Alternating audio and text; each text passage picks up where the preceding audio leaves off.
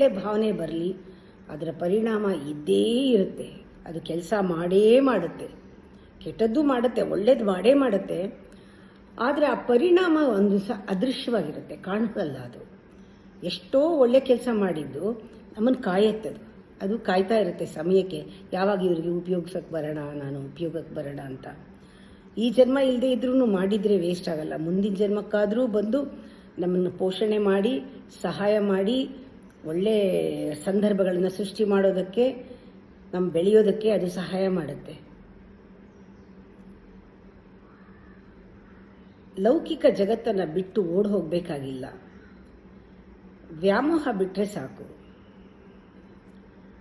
ಅಜ್ಞಾನದ ಸಂಬಂಧಗಳನ್ನೆಲ್ಲ ಬಿಟ್ಟರೆ ಸಾಕು.